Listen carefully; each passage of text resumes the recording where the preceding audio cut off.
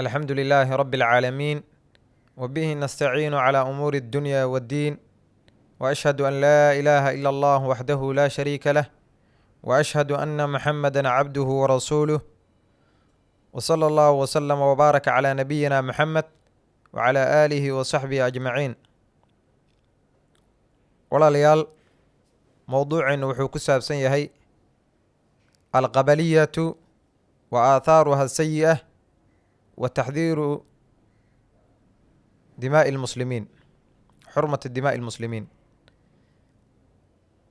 walaalayaal wuxuu ku saabsan yahay ciwaankeennu ama aan ka hadlaynaa qabiilka iyo qabyaaladda aathaarta xun ay leedahay iyo dhiigga muslimiinta in la daadiyo oo lagu daadiyo bikayri xaqin.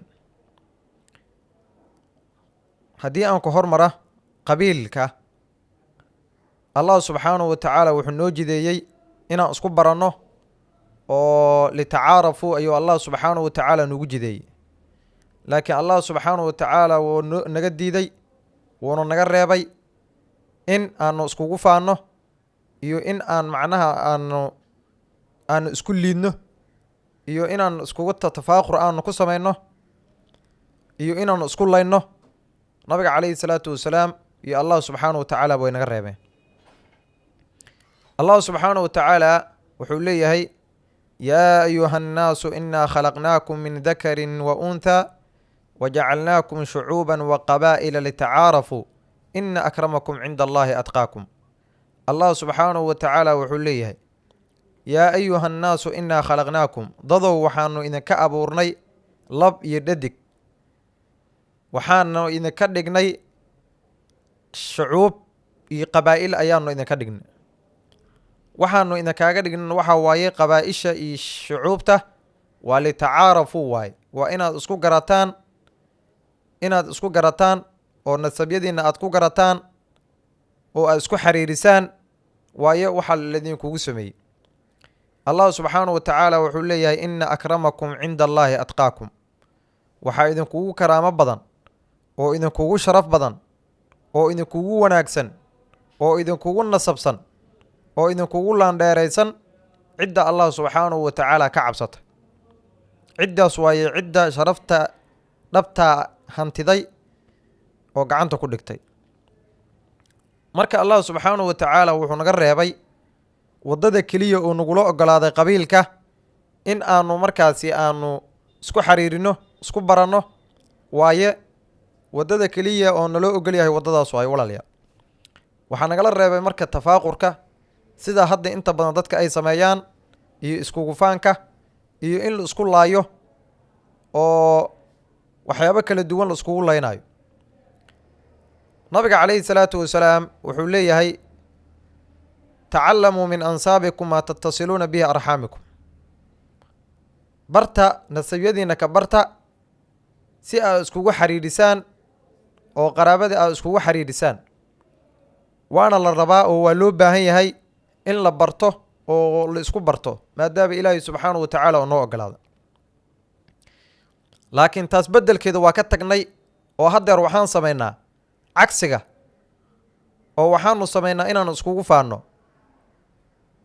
xilligii jaahiliyadii wixii ay samay jirta ayaanu hadda samaynaa. nabiga calayhi salaatu wasalaam wuxuu yidhi: arbacatun waxay ka mid yihiin afar dhaqamadii jaahiliga ayay ka mid yihiin. nabiga calayhi salaatu wasalaam wuxuu sheegay ou yidhi waxaa ka mid ah fakhrul ansaab, in lagu faano yacni nasabyadii iyo in lagu faano axsaabtii in lagu faano. midda labaad uu sheegay nabiga calayhi salaatu wasalaam wuxuu dhahay ou yidhi wa dacnun fi l ansaab, iyo nasabyada in la dacniyo oo la duro oo la isku liido oo la isku xaqiro oo la yidhaha qabiil hebel sidaas waaye, kana qabiil hebel uu ka dhashay waa liitaa, qabiil hebel laagaab waaye, iyo waxyaabihii lamida waaye oo dadku ay isticmaalayaan. nabiga calayhi salaatu wasalaam midda saddexaad uu sheegana wuxuu yidhi wastisqaa'un fi nujuum, iyo xidigaha in lagu roob doono oo xidigaha wax laga raadsho la yidhaha ilaahay lagu dhowaanaya. marka walaalayaal nabiga calayhi salaatu wasalaam wuu laga reebay. waxaa dhacday xilligii nabiga calayhi salaatu wasalaam in nin nasaaradii ka mid ah yacni nin ansaariya iyo nin yahuudiya ayaa dooday oo arrinu dhex martay. rasuulka calayhi salaatu wasalaam na waa joogaa. markii labadoodii ay dhex martay oo ay doodeen, ninkii ansaariga ahaa wuxuu yidhi yaa dal ansaar, war yaa ansaarehey.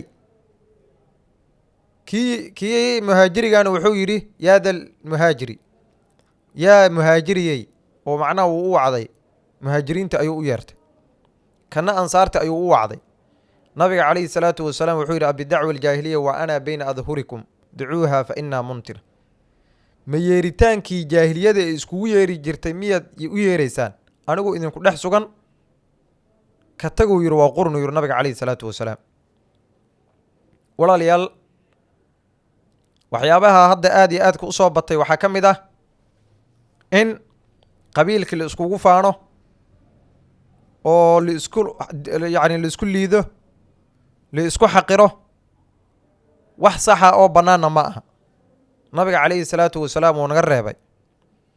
waxaa dhacaysa in qabiil kale ou caayo oo dacnun fi ansaabtii nabiga calayhi salaatu wasalaam uu noo sheegay ah, kadibna qoladan ay u soo jawaabto, kadibna ay isdagaalaan ay yidhaahdaan laagaabaa tahay. waxay isku dayayaan qaarkood, qabiilada qaarkood, in qabiilkii kale ay dhulka ka qaataan, dhulkoodii ayagoo liidaya. waxay isku dayayaan in xuquuqdii ay xaq u lahaayeen ay ka qaataan. waxayna ku tusinaysaa qabyaaladda heerka ay gaartay. allah subxaanahu wa tacaala wuxuu leeyahay wain daa'ifataani min almu'miniina iqtataluu fa aslixuu bayna akhawaykum.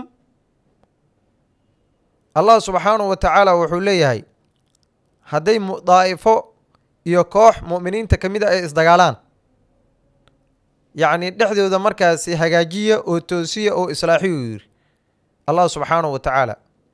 hadday middood xadgudubto oo middood ay diiddo inay yacni sulxiga ay diiddo, allah subxaanahu wa tacaala wuxuu yidhi fain baqad ixdaahumaa cala alukhraa faqaatilu alatii tabqii xataa tafiya.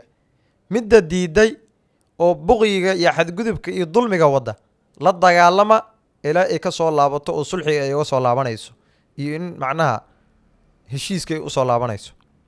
allah subxaanahu wa tacaala wuxuu yidhi wattaquu llaha lacalakum turxamuun. ilaahay ka cabsada.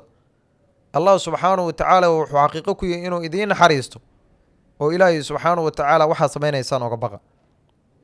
walaalayaal waxaa ka dhalanaysa meeshaas dembi aad iyo aad u weyn markii labadii qabiil ay isdagaalaan oo ay iscaayaan oo ansaabtii yacni la caayo oo faankii oo bato. waxaa ka dhalanaysa in dadkii muslimiinta ahay ay islaayaan oo laba qabiil oo muslimiin ah oo adduunku iskugu jecleed ay islaayaan, ay isdilaan, ay isdhibaateeyaan. kadibna waxaa imaanaysa in dhiig meeshaasi uu ku daato.